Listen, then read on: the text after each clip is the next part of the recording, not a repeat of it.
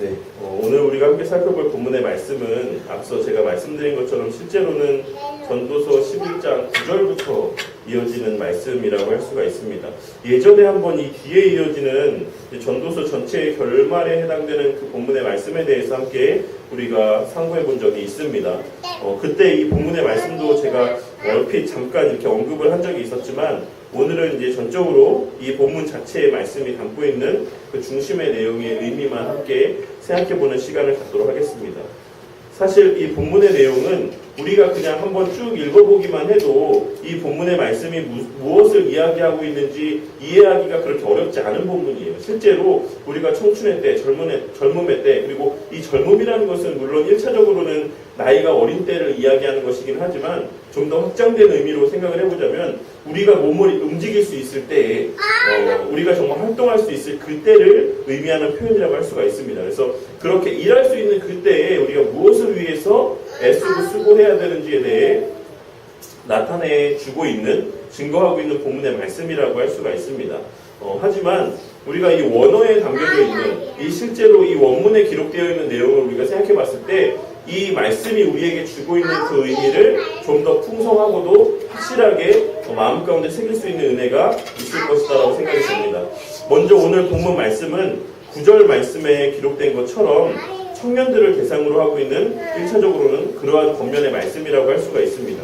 그러니까 인생의 가장 황금기, 꽃과 같은 시기를 보내고 있는 그러한 청년들을 교훈하기 위해서 오늘 본문의 말씀을 기록하고 있다라고 할 수가 있습니다. 먼저 솔로몬은 그러한 젊은 세대들을 향해서 말하기를 내 어린 때를 즐거워하며 내 청년의 날들을 마음에 기뻐하여 마음에 원하는 길들과 내 눈이 보는 대로 행하라, 이렇게 이야기를 하고 있습니다.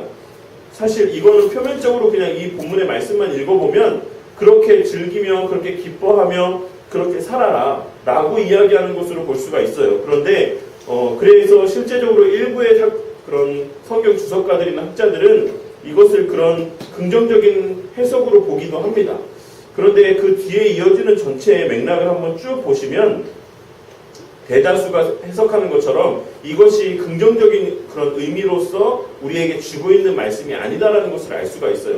그런 식으로 한번 젊음의 때에 그것이 영원할 것만 같이 생각하면서 젊음의 때에 그렇게 한번 즐기며 살아봐라. 원하는 대로. 마음에 그렇게 소원하는 대로 그렇게 한번 살아봐라 라고 이렇게 좀 더 풍자적인 좀 더 이런 비아냥거리는 약간 그런 요소가 담겨져 있는 말씀이라고 할 수가 있어요. 그래서 앞부분에 그러한 긍정적인 요소를 해석하는 것도 뭐 큰 틀에서는 뭐 잘못된 해석이라고 할 수가 없지만 전체적인 맥락으로 보고 뒤에 이어지는 말씀의 내용들과 이렇게 이어서 생각을 해봤을 때는 그렇게 좀 더 이게 부정적인 그런 뉘앙스로 기록된 본문이다라고 보는 것이 합당하다고 할 수가 있습니다. 왜냐하면 그 뒤에 그러나 하나님이 이 모든 일로 말미암아 너를 심판하실 줄로 알아라라고 이렇게 이야기하고 있기 때문에 그래요. 너희들이 네 원하는 대로 다 살아도 좋은데 다만 중요한 것은 마지막에 심판의 때가 있다는 것만 기억하고 그렇게 마음에 원하는 대로 행동을 해라 라고 말씀을 하고 있는 것입니다.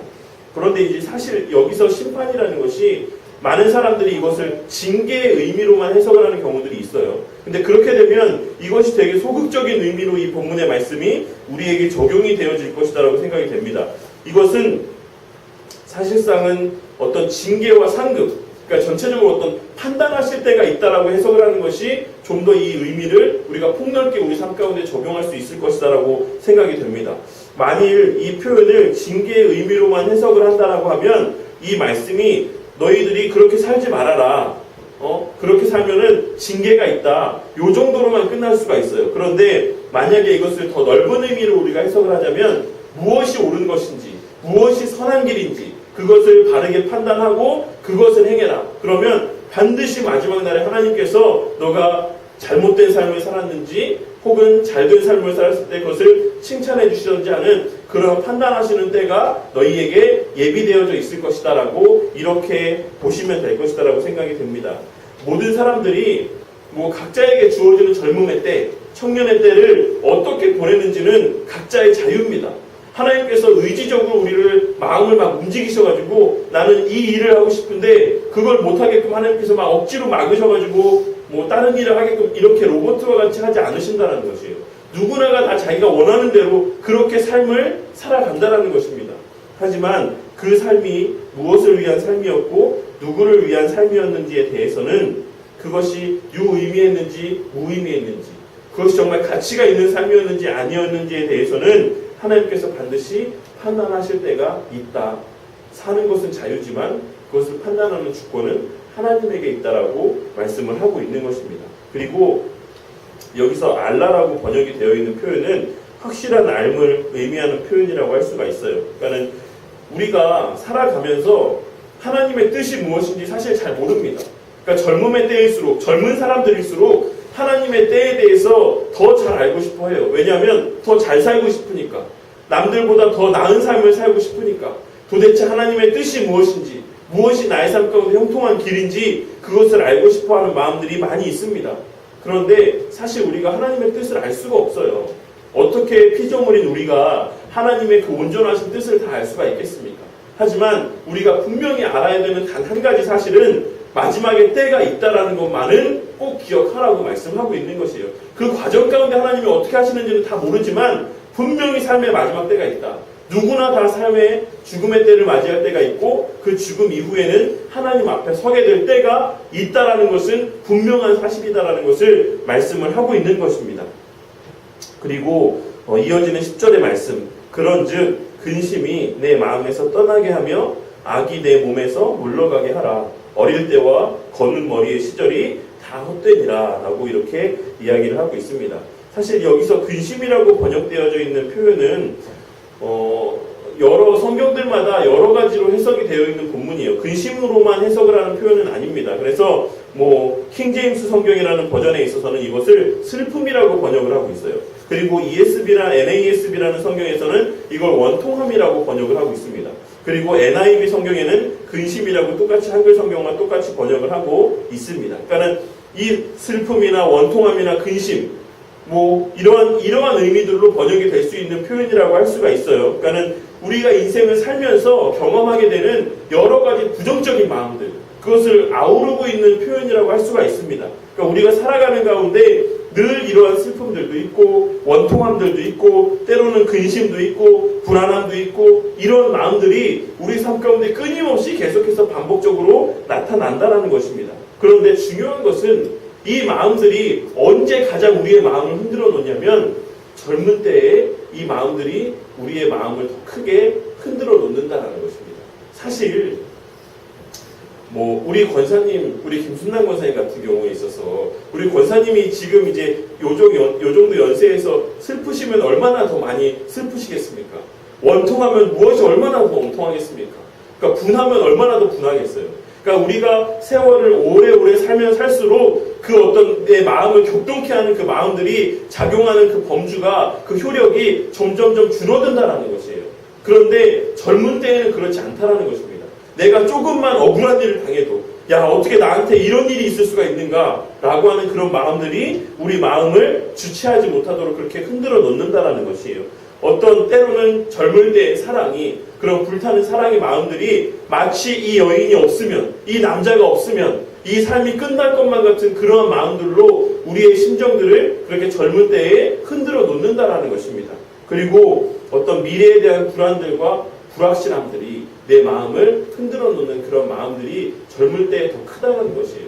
우리가 나이가 들면 들수록 살면서는 이런 일도 있고 저런 일도 있고 때로는 이렇게 억울한 일을 당할 수도 있겠지라고 흘려넘길 수 있는 일들이 젊은 시절에는 그렇지 않다라는 것입니다.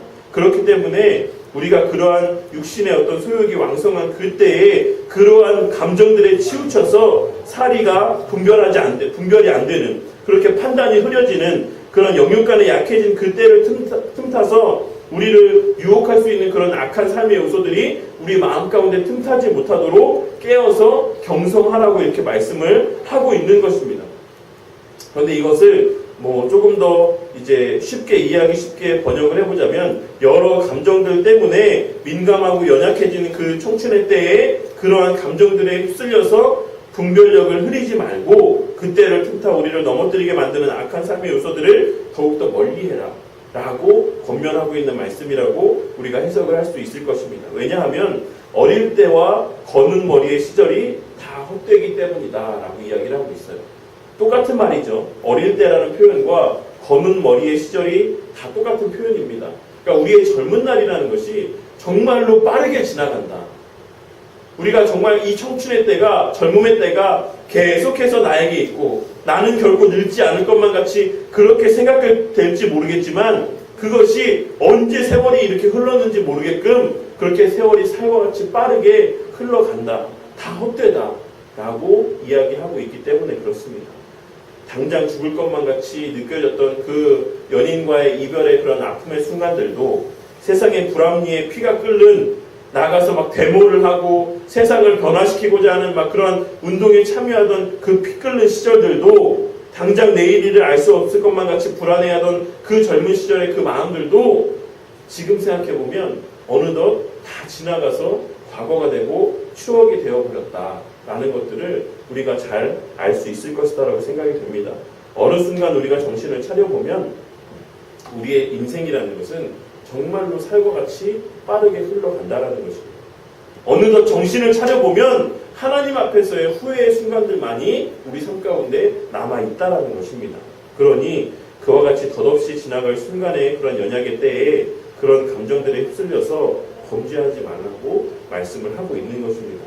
이것이 극단적으로 어떤 삶을 포기하는 어떤 삶의 모습으로 나타나거나 혹은 다른 이에게 어떤 잘못된 행동을 하는 그러한 모습들로 나타나지 않도록 그렇게 스스로의 마음과 그런 의지를 잘 붙잡으라고 말씀을 하고 있습니다. 그리고 이어지는 말씀, 12장 1절의 말씀. 한글 성경에는 접속사가 생략이 되어 있긴 한데 원문에는 접속사가 있습니다. 근데 뭐 여러 가지로 해석이 될 수 있는 접속사이긴 하지만 큰 틀로 해석을 하자면 그러므로라고 할 수가 있어요. 그러므로라고 해석을 할 수 있습니다. 그래서 12장 1절 말씀의 그 앞부분에는 그러므로라는 표현을 넣어서 해석을 하는 것이 읽는 것이 좀 더 합당하다고 할 수가 있습니다. 잘 이해할 수가 있어요. 그러므로 너는 청년의 때에 너의 창조주를 기억하라 라고 이렇게 말씀을 하고 있는 것입니다. 이 본문의 말씀이 이 전도서 전체의 주제예요. 젊은 날의 시절이 살과 같이 빨리 지나가니까 젊은 날의 그 피 끓는 심정들과 여러 가지 복잡했던 마음들이 순식간에 지나가니까 너희들은 너의 창조주를 기억하고 그렇게 지혜 있게 살아라 라고 말씀을 하고 있는 것입니다. 상황과 조건에 따라서 가변적인 어떤 가치와 어떤 의미들을 좇아서 살지 말라고 말씀하고 있는 것입니다. 젊었을 때 우리가 추구했던 삶의 가치들이 반드시 평생의 삶까지 이어지지 않습니다. 그것이 나이가 들수록 추구하는 삶의 가치가 변해요. 젊은 날의 사람들이 추구했던 가치와 우리 권사님이 추구하는 지금 삶의 가치는 다릅니다. 이런 가변적인 가치를 우리가 절대적인 가치라고 이야기할 수가 없어요. 젊을 때나 나이가 들었을 때나 어릴 때나 똑같이 추구할 수 있는 가치여야지만이 우리가 그것을 절대 불변의 가치라고 이야기할 수가 있다는 것입니다. 그리고 그것은 바로 하나님의 영광을 위해 살아가는 것, 하나님의 뜻에 합당한 삶을 살아가는 것, 그것이 이 전도자가 오늘 말하고 있는 진정 의미 있고 가치 있는 삶의 길이다라는 것을 우리가 확인할 수가 있습니다. 그 삶의 의미를 깨우쳐 주실, 그 삶의 의미를 깨닫게 하실 그 창조주 하나님을 기억하고 살아가라. 그것이 정말 지혜로운 길이다. 그것이 정말 지혜로운 삶이다. 라고 말씀을 하고 있는 것입니다. 그리고 이어지는 곧 곤고한 날이 이르기 전에부터 12장 7절에 기록된 말씀에서까지는 다 하나같이 인생의 마지막 때를 의미하는 표현들이라고 할 수가 있어요. 그러니까 인생의 청춘의 때는 정말로 빨리 지나가고 어느새 노년의 시절이 다가옴에 대해서 이렇게 길게 자세하게 설명을 하고 있는 것입니다.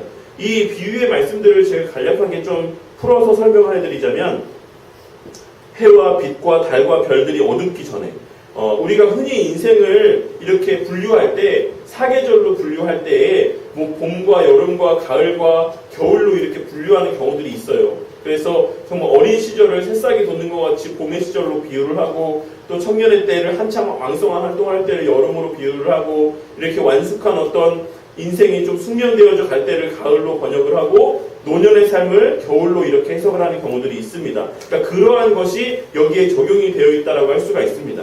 그러니까 우리나라와는 달리 우리나라는 우기라고 할 수 있는 장마철이 여름이지만 팔레스타인 지역은 이 우기가 장마철이 겨울입니다. 그래서 우리가 이 장마철, 우기를 생각해 보시면 아시겠지만 비가 내릴 때는 어떻습니까?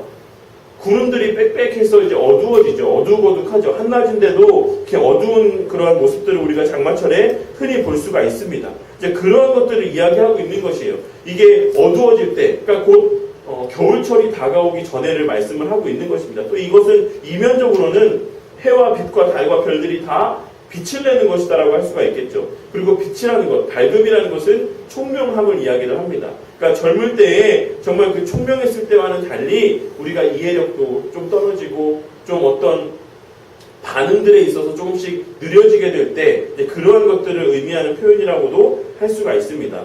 그런 의미에서 이것이 노년의 때를 의미하는 표현이고 또 비 뒤에 구름이 다시 일어나기 전에 그러니까 이것도 사실 장마철에 뭐 비가 한 번 오고 그치는 게 아니죠. 한번 비가 왔다가 또 그치는 것 같았지만 또 비가 오고 또 비가 오고 계속해서 이어지는 것처럼 그런 것들을 의미하는 표현이기도 하고 또 하나 이 표현들이 실질적으로 우리가 노년의 때에 접하게 되는 여러 힘들고 어려운 순간의 때를 의미하는 표현이라고 할 수가 있어요. 무엇이냐면 우리가 나이가 들수록 몸이 아프죠. 그리고 이 주변에 내가 알고 지내던 사람들이 세상을 떠나는 소식들을 많이 접하게 됩니다. 우리가 나이를 들수록. 그러니까 우리가 그러한 접하게 되는 슬픔의 소식들이나 육신의 질병들이나 이러한 것들을 의미하는 표현이라고 할 수가 있어요. 그리고 3절부터 이어지는 말씀들도 다 비유적인 표현이라고 할 수가 있습니다. 집을 지키는 자들은 곧 팔과 손을 의미하는 표현이고 힘 있는 자들은 다리, 맷돌질하는 자들은 치아, 이빨, 그리고 창들로 내다보는 자는 눈입니다. 그리고 길거리 문들, 맷돌 소리가 적어질 것이다라는 표현들은 참고로 입을 의미하는 표현이라고 할 수가 있어요. 그래서 맷돌 소리가 적어질 것이다라는 것은 음식을 잘 섭취하지 못하게 될 것이다라고 하는 표현이라고 할 수가 있고 또 새의 소리로 말미암아 일어난다라는 것. 이것은 심적으로 쇠약해져서 깊은 잠을 자지 못한다라는 것. 그러니까 일찍 우리가 흔히 어른들이 잠이 없어진다라고 이야기하지 않습니까? 그러한 표현들을 의미하고 있는 표현이에요. 그리고 음악하는 자들은 다 쇠어질 것이다라는 것은 말을 잘 하지 못하게 되거나 듣지 못하게 된다는 의미를 나타내주고 있는 표현이라고 할 수가 있습니다. 그리고 5절에 살구나무가 꽃이 필 것이다라는 것은 살구꽃이 무슨 색입니까? 살구꽃이 무슨 색인지 아시는 분 계세요? 살구꽃? 흰색이에요, 흰색. 살구꽃 흰색. 그래서 이 살구꽃이 만개한다라는 것, 이 흰색이 만개한다라는 것은 백발에 이제 우리의 머리가 아주 희어지게 된다라는 것을 말씀하고 있는 것입니다. 그리고 사실 여긴 정욕이 그칠인이라고 이렇게 기록이 되어 있긴 한데 원어의 뜻은 이 백화채 나무의 열매를 의미하는 표현이에요. 이 정욕이라고 번역되어 있는 표현이 백화채 나무의 열매. 그러니까 이 열매가 그 지역 근동사회에서는 어떤 식욕과 정력을 증진하는 어떤 보양, 자양강장제, 뭐 이렇게 여겨지는 식품입니다.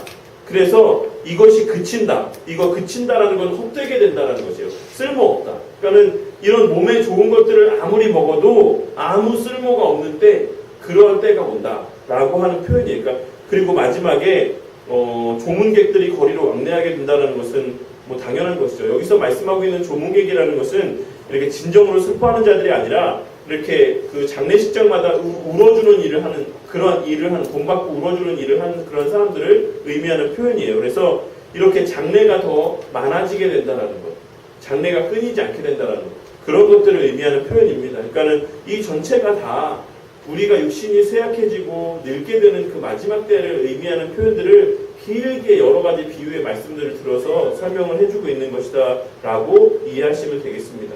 이러한 날들이 오기 전에, 임하기 전에 너의 창조주를 기억하라 라고 이렇게 말씀을 하고 있어요.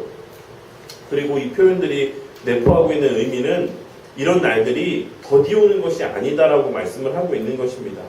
우리가 뭐 젊은 날이 계속해서 있을 것만 같고 정말 저만 같아도 어렸을 때, 그러니까는 초등학교, 중학교 때만 해도 도대체가 1년 1년이라는 시간이 안 가는 거예요. 계속해서 중학생이고 계속해서 고등학생이고 이런 마음들이 있었는데 고등학교를 졸업하고 대학교를 가고 군대를 가고 어느덧 결혼을 하고 그 이후로부터 흘러나오는 시간들이 너무나도 빨리 흘러갔다는 것을 지금 생각해보면 그렇게 느껴집니다.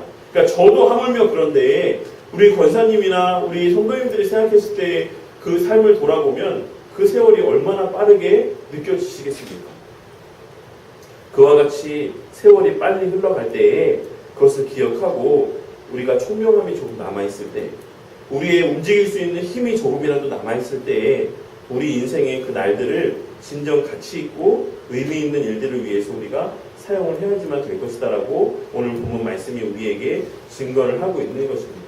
그러니까 사실 이 본문의 말씀이 1차적으로는 앞서 말씀드린 것처럼 젊은 세대들을 향해서 하는 말씀이라고 우리가 적용할 수가 있습니다. 하지만 이 말씀이 단지 젊은 사람들만 읽어야지만 되는 그런 말씀은 아니다라는 것을 우리가 또 기억을 하셔야지만 돼요. 이것이 젊은 사람들, 아직 앞날을 살아보지 않은 사람들에게는 그 날을 어떻게 살아야 할지를 깨닫게 해주는 그런 말씀이긴 하지만 이미 우리가 어느 정도의 삶을 살아온 사람들에게 있어서는 우리의 삶이 어떠했는지를 돌아볼 수 있는 어떤 그러한 판별할 수 있는 근거를 제공해 준다는 것입니다. 우리 권사님에게 있어서는 이것이 위로의 말씀이 되는 것이다라는 것이에요. 내가 젊었을 때의 교회를 섬기며 수고했던 그 모든 수고들이 결코 헛되지 않았다. 세상 사람들이 뭐라고 하든지 간에 내가 하나님 앞에서는 정말 의미 있고 가치 있는 삶을 살았다라고 확신할 수 있는 그런 위로의 말씀이 될 수 있다라는 사실입니다. 오늘의 말씀이 청년의 때에 너의 창조주를 기억하라는 이 말씀이 담고 있는 의미는 첫째로는 정말로 젊었을 때에 마치 사랑이 전부인 것처럼 혹은 인생에서의 성공이 전부인 것처럼 돈을 많이 버는 것이 전부인 것처럼 지금 당장 내 눈앞에 보여지는 것이 만져지는 것이 전부인 것처럼 느껴지는 그 젊음의 때에 그것이 전부가 아니다라는 것을 깨달으라고 말씀을 하고 있는 것입니다. 그리고 불확실해 보이는 청년의 삶 가운데 있어서 만물의 주권자이신 하나님이 내 하나님이고 내 아버지시다라는 것을 기억하고 깨닫고 마음에 새기라고 말씀을 하고 있는 것입니다. 그리고 마지막으로는 본질적으로 가치 있는 일, 하나님의 영광을 위한 삶을 살라고 또 그렇게 살았다면 세상의 기준이 어떻게 판별하든지 간에 하나님 앞에서 나는 정말 의로운 삶을 살았고 가치 있는 삶을 살았음을 확신하라는 그런 의미들이 담겨져 있다라고 할 수가 있습니다. 사실 저도 이러한 삶의 경험들을 다 살아보지 않았기 때문에 제가 정말 인생의 삶의 마지막 순간에 삶의 모든 것들, 먹는 것들, 좋은 옷을 입는 것들, 좋은 집에 사는 것들 이런 것이 다 헛된지 사실 잘 모르겠습니다. 근데 권사님 그러세요? 지금 좋은 음식 먹고 좋은 데 다니고 하는 것이 다 별 의미가 없습니까? 네, 별 의미가 없으시답니다. 그러니까 정말 우리가 연세가 많이 드실수록 젊은 날에는 정말 사소한 거 하나에도 목숨을 걸고 막 하는 일들이 우리가 점차 나이가 들어갈수록 그런 것들이 다 사소하게 되는 거예요. 성경의 말씀이 그러한 것들 우리에게 증거를 하고 있습니다. 우리가 그렇게 살아보지 않았지만 성경의 말씀이 그렇다라고 증거를 하고 있고 우리의 인생의 선배들이 또 교회에 세우신 신앙의 선배들이 그러한 것들 우리에게 증거하고 있다는 것을 우리가 꼭 마음 가운데 새기셔야지만 될 것이다라고 생각이 듭니다. 우리의 삶에 있어서의 최고의 가치라는 것은 뜨겁게 불타는 사랑도 아니고 먹고 사는 문제도 아니고 다른 이들보다 좀 더 나은 삶을 살고 나은 지위에 오르고 그런 어떤 세상적인 가치를 쫓아 사는 것이 아니라 혹은 빈곤의 문제를 해결한다든지 사회 정의를 실현한다든지 이렇게 어떤 사회적인 문제에 목숨을 거는 것이 진정 가치 있고 의미 있는 삶이 아니라 하나님의 영광이라는 궁극적인 선한 목적을 추구하는 것이 참으로 가치 있는 삶이다라는 것을 우리가 꼭 기억을 하셔야지만 되겠습니다. 물론 제가 먹고 사는 문제가 중요하지 않다라고 말씀을 드리는 것이 아니에요. 인생에서 살아가는 것이 중요하지 않다라고 말씀을 드리는 것이 아닙니다. 사회 정의, 사회 빈곤의 문제, 여러 가지 환경적인 문제들 이러한 것들을 위해서 살아가는 것도 다 의미 있고 가치 있는 일들이지만 그것이 궁극적인 가치이고 그것이 궁극적인 목적이 될 수는 없다라는 것을 말씀드리고 있다라는 것을 꼭 깨달으시기를 바라겠습니다. 우리가 믿던 믿지 않던지 간에 우리 하나님께서 분명히 살아계시고 존재하시다라는 것을 꼭 기억을 하셔야지만 됩니다. 그리고 죽음 이후의 삶이 어떤지 우리는 알지 못하죠. 죽어본 사람이 있습니까? 이 자리에. 그런데 성경 말씀이 분명 우리에게 증거하기를 죽음 이후에 어떤 삶이 어떤 순간들이 우리를 기다리고 있다는 것을 분명히 말씀을 하고 있기 때문에 우리는 다 그것을 확신하고 깨달을 수가 있다는 것입니다.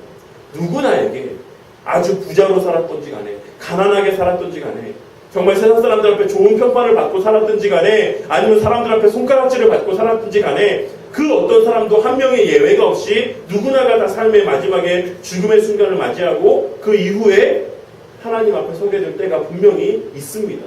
제가 몇 번을 말씀을 드리지만 그때는 분명히 있어요.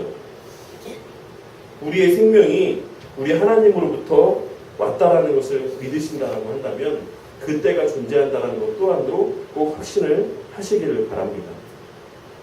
우리의 생명이 결코 우연히 생긴 것이 아니다라는 것을 꼭 깨달으셔야지만 됩니다. 많은 사람들이 또 오늘날 학교에서 과학 시간에 배우는 많은 우리 젊은 친구들은 정말로 우연과 우연이 계속해서 거듭해서 뭐 이렇게 생명체가 생겨나고 그것이 단세포에서 진화를 해서 지금의 사람이 되었다라고 하는 정말 말도 안 되는 이러한 진화론을 배우면서 살아가지만 그것이 얼마나 말이 되지 않는지는 지금의 이 발달된 현대 과학으로도 아무리 작은 생명의 그런 세포조차도 만들어낼 수 없다라는 이 사실을 통해서도 우리가 어렴풋이 확인할 수 있을 것이다라고 생각이 됩니다.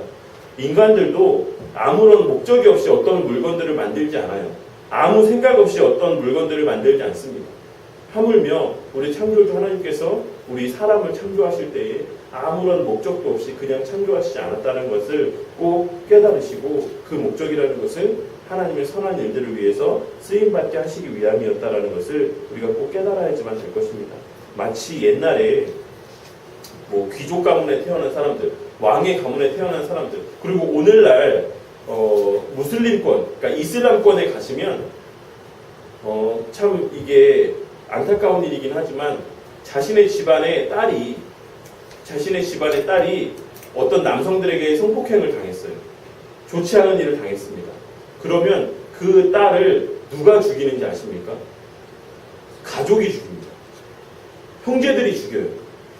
그 가문을 욕보였다고. 그것이 오늘날 지금 시대에도 벌어지고 있는 무슬림권의 실제 모습이고 그런 아시아권에 있는 많은 나라들 가운데 여전히 지금 이 시대 가운데서도 그런 모습들이 횡행하고 있습니다. 그러니까 이것은 정확한 비유의 예는 될 수가 없지만 그와 같이 그렇게 말도 안 되는 정도로 육신의 사람들도 자신의 가문에 자신의 핏줄에 그 명예를 그렇게 소중하게 여긴다는 것입니다. 그런데 하물며 하나님의 백성들이 하나님의 자녀들이 우리가 그 하나님의 자녀된 이름과 그 어떤 거룩함과 그 존귀함을 우리가 함부로 대해서는 안 된다는 것을 제가 말씀을 드리고 싶다는 것입니다. 우리가 그리스도인으로서 하나님의 자녀로서 정말 상스러운 말들을 입에 담고 살아가는 것들, 상스러운 행동들을 하는 것들, 상스러운 그런 생각들을 마음에 품고 살아가는 것들, 하나님 앞에 결코 바람직하지 못하다는 것입니다. 우리가 정말로 말 한마디 한마디를 함에 있어서 행동 하나하나를 함에 있어서 우리가 영적인 의미에 있어서의 오블리주의 삶을 그러니까 먼저 헌신하고 먼저 수고하고 먼저 앞에 나서서 솔선수범하는 그런 모습들을 우리가 나타내 보이는 그런 삶을 우리가 살아야지만 된다는 것입니다.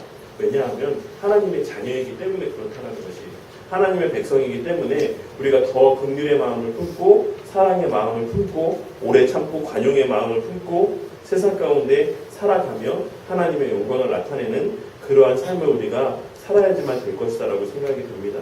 그리고 그러한 합당한 목적을 갖고 살아가는 삶 가운데 있어서 우리가 불안해하지 마시라고 이렇게 말씀하고 있는 것이에요. 우리 삶 가운데 세상의 사람들이 어떻게 평가할까? 내가 정말 이렇게 사는 것이 지혜로운 삶일까? 이렇게 산다고 했을 때 정말 내가 먹고 살 수 있을까? 그러한 걱정들과 염려들을 하지 말라고 말씀을 하고 있는 것입니다. 왜냐하면 우리 하나님께서 우리의 아버지가 되어주시기 때문에 그렇습니다. 우리가 말씀대로 순종하며 그런 참된 선을 추구하며 살아갈 때에 필요한 것들을 우리 하나님께서 채워주실 줄 믿고 그렇게 수고하며 헌신하며 정말 참으로 가치 있는 일 가운데 매진하는 그러한 삶을 살아가시는 우리 성도님들이 되시기를 바라겠습니다. 오늘의 말씀이 물론 지금 여기에 우리가 앉아있는 우리 성도님들 삶 가운데 있어서는 그렇게 많은 부분, 공감되어지는 부분은 없을 수도 있다라고 생각이 돼요. 하지만 이 젊음의 때라는 것이 그냥 기단 20대, 30대 그때만을 의미하는 표현은 아니다라는 것을 꼭 기억하시기를 바랍니다. 우리 김순남 권사님보다 젊으면 다 청춘의 때예요. 제가 늘 우리 집사님, 우리 아들 집사님 통해서 얘기를 듣는 것처럼 우리 권사님께서 불과 한 10여 년 전까지만 해도 열심히 교회에서 봉사하며 헌신하며 하셨다라는 말을 많이 들었습니다. 60대 그렇게 헌신하며 봉사하며 교회를 섬기며 살아갈 수가 있어요. 그렇다라고 하면 그것이 다 청춘의 때라고 할 수 있지 않겠습니까? 이 오늘 본문의 말씀은 그와 같이 우리가 몸을 움직일 수 있을 때, 행동할 수 있을 때, 그럴 때 여전히 우리에게 힘이 남아있을 때 우리가 무엇을 위해서 우리에게 주어져 있는 남아있는 힘을 선용해야 될지에 대해서 가르쳐주고 있는 지혜의 본문이라는 것을 꼭 깨달으시기를 바랍니다. 그리고 우리 권사님에게 있어서는 앞서 말씀드린 것처럼 이 말씀이 정말 큰 위로가 되는 그런 말씀이 되시기를 바라겠습니다. 정말 우리 권사님이 평생의 삶 가운데 정말 수고하며 흘렸던 그 땀방울이 결코 헛되지 않은 땀방울이었다라는 것을 우리 하나님께서 이 본문의 말씀을 통해 우리 권사님에게 확증하여 주고 있다는 것을 꼭 기억을 하시면 되겠습니다.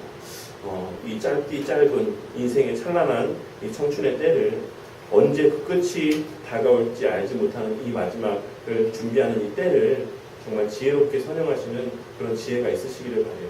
얼마 전에 또 안타까운 뉴스가 있었죠.